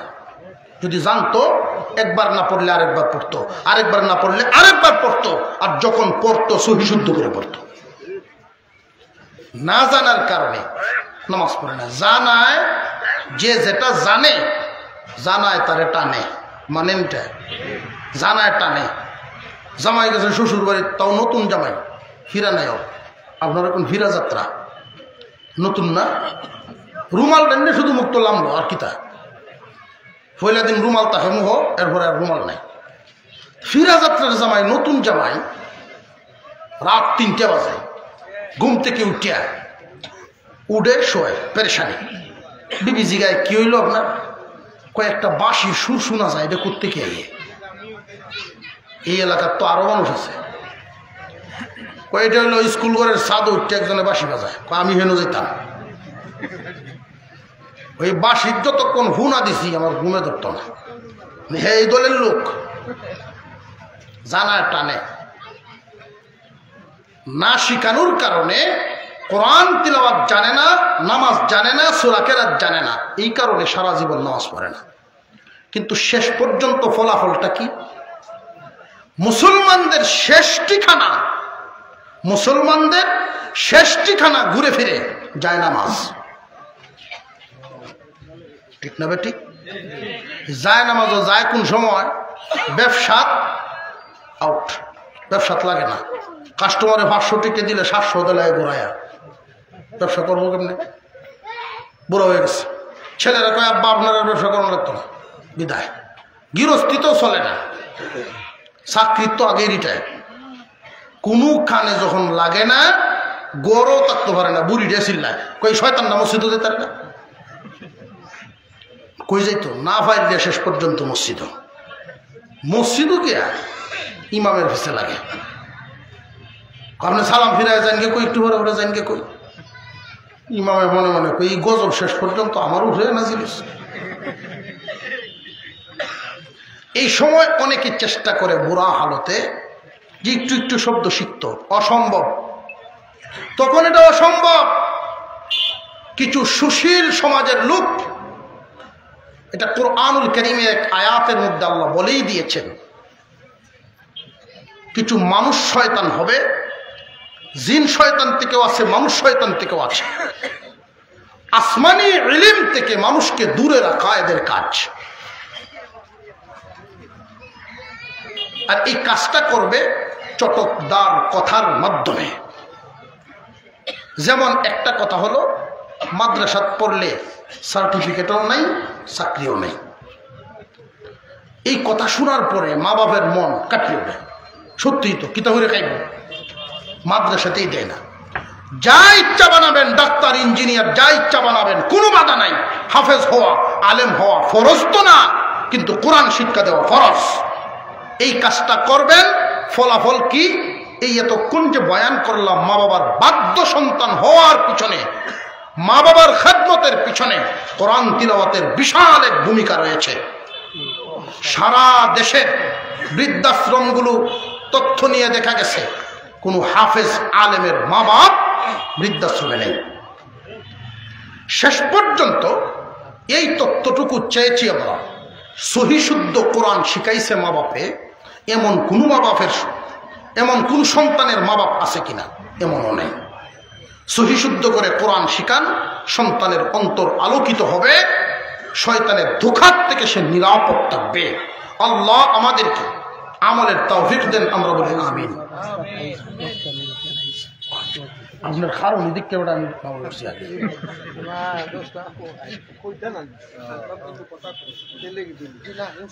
মা বাবার কিছু দায়িত্ব, মা বাবার কিছু কর্তব্য আমরা সমাজ থেকে দেখি। এতক্ষণ তো আমরা সন্তানদেরকে বললাম মা বাবার পাওনা আদায় করো, বরকত হাসিল করো। মা বাপ যদি খুশি হয়ে কবরে যায়, আল্লাহ তোমাকে পুরস্কার দান করবেন। পুরস্কারের এক নাম্বারটা কি বলছিলাম মনে আসেনি? মুখস্থ তো নাই, বাড়িতে নেওয়ান লাগতো না, ওয়াজ নেওয়ান নি। আমরা ওয়াজ বাড়িতে নিতে রাজি না। আর মহিলা মা বোনরাও গেলে জিগায়ও না কিচ্ছু, যে এতক্ষণ যে থাকে এলা কি আনলা দেও, তারা যদি জিগাইতেন তাহলে লয়ে যেতেন। যাও তুই সেজনে জিগায় ফেললে ডাইলের বড়া দেখবেন বের করে। মহিলা মা বোনদেরকে বুঝাইবেন সংযমী হওয়ার জন্য। বেশিরভাগ মহিলারা শ্বশুর শাশুড়িকে মন থেকে মেনে নিতে পারে না। আর শ্বশুর শাশুড়ি যারা, তাদেরও কিছু দায়িত্ব। একজন শাশুড়ি তার বৌমাকে নিজের পুত্রবধূ ঠিক, কিন্তু মেয়ের জায়গায় যদি বসায় দেয়, মেয়ের মতো করে যদি দেখে, আমার মনে হয় বৌমাও তার শাশুড়িকে মার জায়গায় বসাবে। এই যে হালত, এই হালতটা একমাত্র মানসিক অবস্থার থেকে আসে। এই মানসিক পরিবর্তনটা যদি আমরা সামাজিকভাবে আনতে পারি, আর সমাজের কর্ণধার যারা সমাজ পরিচালনা করেন, সমাজের নেতৃত্ব দেন, তাদেরকে উদ্দেশ্য করে বলি, এমন একটা সময় ছিল সমাজের বিচার ব্যবস্থাটা খুব কঠোর ছিল। মা বাবার সাথে বেয়াদবি করনেওয়ালা সামাজিকভাবে যখন কঠিন শাস্তির সম্মুখীন হতো, একটা শাস্তি দেখে বাকি 10টা শিক্ষিত হয়ে যেত। আর এখন ঘরে ঘরে হালত এমন, কেউ কারোর পক্ষে কথা বলে না। একজন মানুষ যখন বার্ধক্যে পৌঁছে যায়, নিজের গায়ের শক্তি নাই, তার পক্ষে কেউই নেই। হক বিচার করবেন, একটা দেখে যেন 10টা ঠিক হয়ে যায়। মুরব্বী একজন মহিলাকে তার ছেলে ধাক্কা দিয়ে ফেলে দেন। আমরা তখন ছোট, আমার 7-8 বছর বয়স হবে অনুমান। মুরব্বী মহিলাকে ছেলে ধাক্কা দিয়ে ফেলে দিচ্ছে। বিচার হাজি সাহেবের কাছে, আমাদের গ্রামের হাজি সাহেব খবর পায়া ওইটা ডাক্তার নিছেন, এই জন্য সালিশ ডাকতে হবে না, বিচার আমি শুরু করছি। কলসি এক কান পানি ভরিয়া এর গলা হাত বাঁধছে, সামনে পেট পর্যন্ত এনে সারা গ্রাম লইয়া ঘুরবে আর বলবে সাবধান, মার সাথে কেউ বেয়াদবি করো না, মার সাথে কেউ বেয়াদবি করো না। একটা দেখিয়া সারা গ্রাম সোজা। মা বাবার সাথে ছেলে মেয়ে কথা বলতে খুব সাবধানে কয়। কিন্তু এই বিচার ব্যবস্থা এখন এমন এক হালতে পৌঁছে গেছে, বাবার নিজের অর্জিত সম্পদ 3 কেয়ার জায়গা বিক্রি করে উনি হজে যাবেন, ছেলে বাধা দেয়, কমে যাইব, হজে যাওয়ার লাগতো না, আগে নামাজ পড়ো। বাপের আরো বোঝায়, তুমি সিল্লার যাও, তীর্থ আগে সিল্লার যাও, হজও ভরে যাবে না। চিন্তা করলে হজ করলে যে 10 লাখ 7 লাখ 8 লাখ টাকা খরচ হয়ে যায়, বাপেরা বিদায়। এমন নিচু মনের, এমন অকৃতজ্ঞ, এরকম অযোগ্য সন্তানও আছে না নাই? মা বাপ মন খুলে কিছু দান করার ইচ্ছা করে, বুড়া বয়সে মরে যাব কিছু দান করি, সন্তান বাধা হয়ে দাঁড়ায়। এমন নজিরও আছে না নাই? ভাই জেনে রাখবা, তোমার বাবার ইন্তেকালের পরে এই সম্পদে হাত দেওয়া তোমার অধিকার।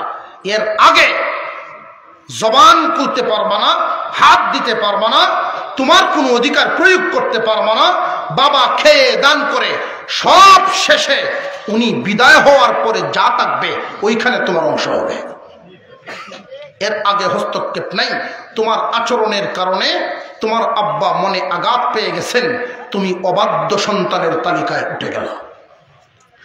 মা বাবার শাসনে, মা বাবার ফয়সালায় তুমি খুশি থাকতা সব সময়।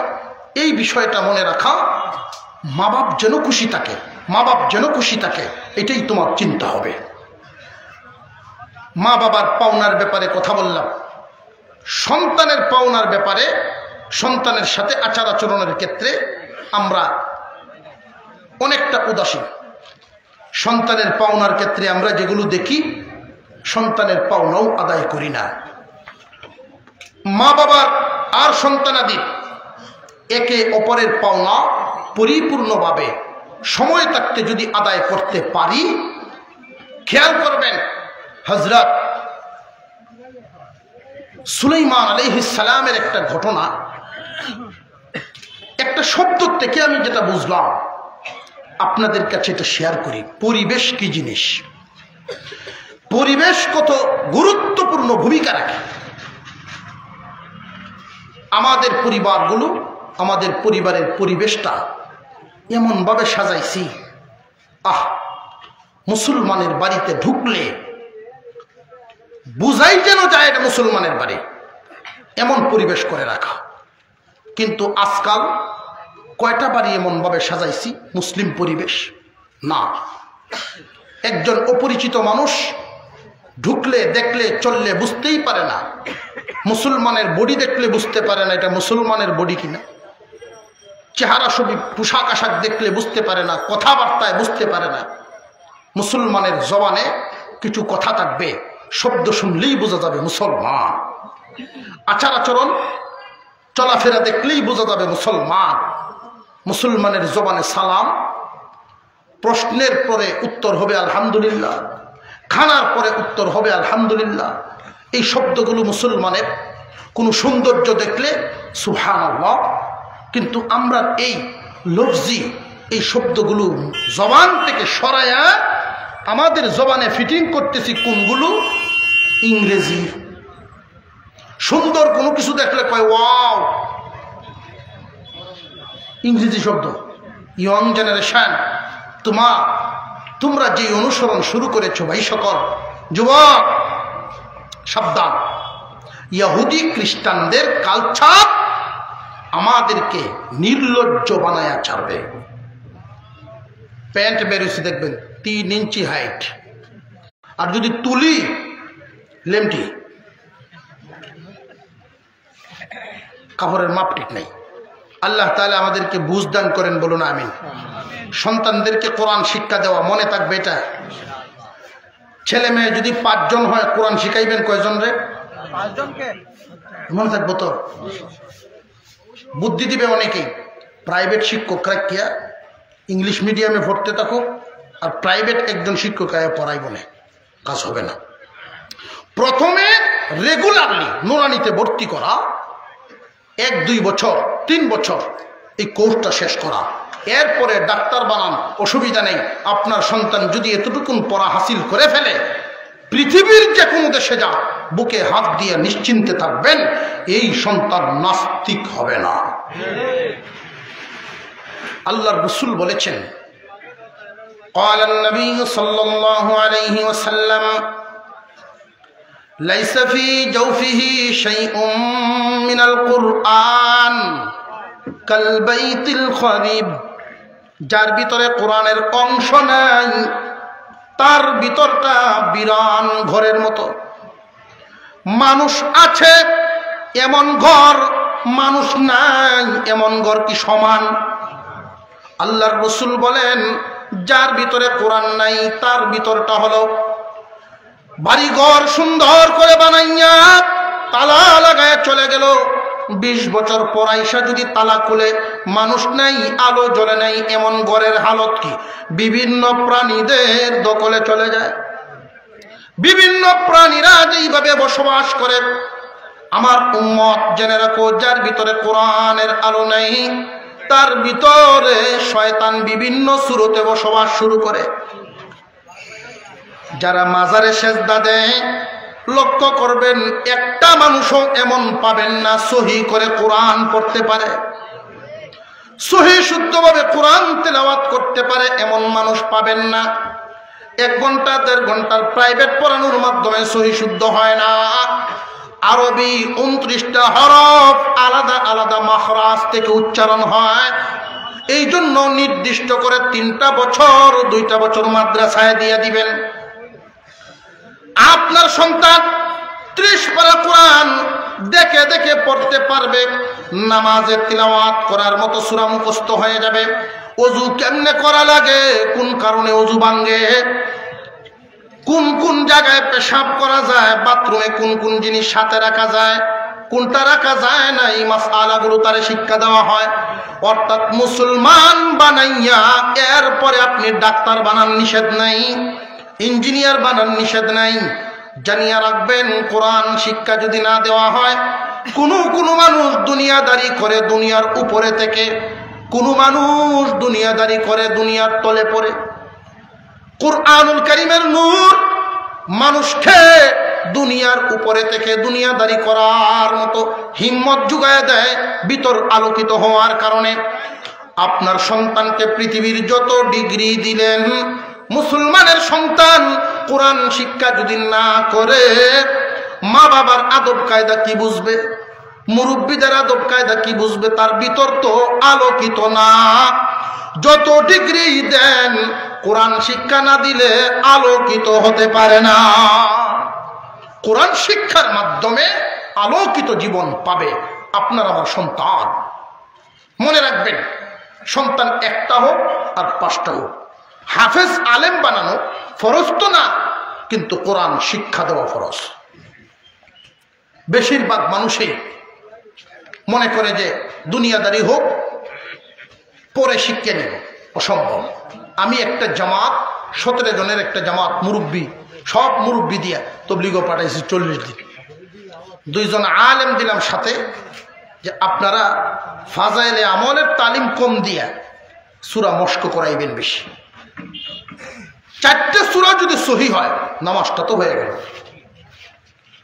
26 দিনের মাথায় একটু রেকর্ড করে পাঠাইছে, হুজুর কাম হয় না। রেকর্ডের মধ্যে উনি শুনাইতেছেন যে হাম্মা লাতাল ভাতাল জাগাত আয় না। যত চেষ্টাই হোক, সময় মতে নানুয়ালে বাস, কাঁচা থাকতে নানুয়ালে বাস, পাকলে করে টাস টাস। মুরব্বীদের কথা, একটা কথা ঠিক। বয়স হয়ে গেলে আর হবে না। ছোটবেলায় যদি 29টা হরফ আপনার সন্তান মাখরাজ থেকে উচ্চারণ শিখে ফেলে, পৃথিবীর কোন ভাষা এই বাচ্চার কাছে আর কঠিন থাকবে না। মুসলমানের সন্তান, তাম পৃথিবীতে বেঈমানদের যত চক্রান্ত, মুসলমানদের বিরুদ্ধে ও মুসলিমদের যত চক্রান্ত আছে, সবগুলোর মূল নির্যাস একটা, এদের লক্ষ্য উদ্দেশ্য একটা, মুসলিম জাতিকে কোরআন থেকে দূরে রাখা। এই ভুলটা কখনো করবেন না। যা হয়ে গেছে আমাদের এলাকার মক্তবগুলোকে সচেতনতার সাথে মক্তবগুলো চালু, সবাই মক্তবগুলো দিন দিন দুর্বল হচ্ছে, এটা যেন না হয়। মক্তব দুর্বল হইলে মসজিদের জামাত দুর্বল হবে। মক্তব যদি সবল হয়, জামাত সবল হবে। আল্লাহ যেন আমাদেরকে বুঝে আমলের তৌফিক দেন, আমরা বলি আমিন।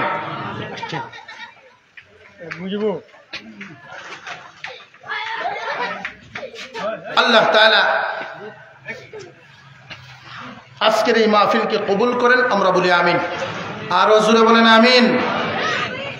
বড়বাজার তাফসীরুল কোরআন মাহফিল ঐতিহ্যবাহী মাহফিল, প্রতি বছর এই মাহফিল চালু থাকবো। হয়তো আগে ছিলেন একদল মানুষ, তাদের মাধ্যমে আল্লাহ এই কাম চালাইছেন, এখন চালাচ্ছেন, পরবর্তীতেও যেন এইভাবে এই কাজটা চালু থাকে। আপনাদের স্বতঃস্ফূর্ত অংশগ্রহণের মাধ্যমে ব্যবসায়ী ভাইগণ উৎসাহিত হবেন, আপনারা নিজেরা আসবেন, অন্যজনকেও আনবেন। একটা ঐতিহ্যবাহী অনেক পুরাতন এক তাফসির মাহফিল, এই খেদমত যেন আল্লাহ তাআলা চালু রাখেন। আপনাদের কাছে আমি দোয়া চাই, আপনাদের জন্য দোয়া করি। আল্লাহ তাআলা সকলের অংশগ্রহণকে কবুল করেন, আমরা বলি আমিন।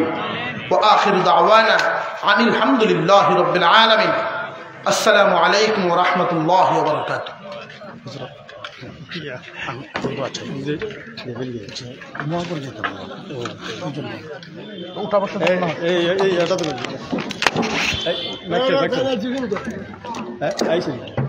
বসে পড়ে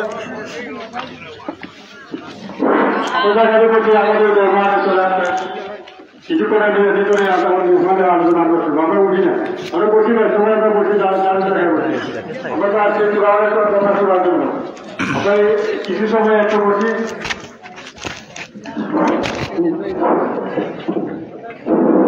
আলহামদুলিল্লাহ আমরা প্রযোজ্য হই না, আমরা প্রধানমন্ত্রী ছিলেন উনি ইনশাল্লাহ আইসেন।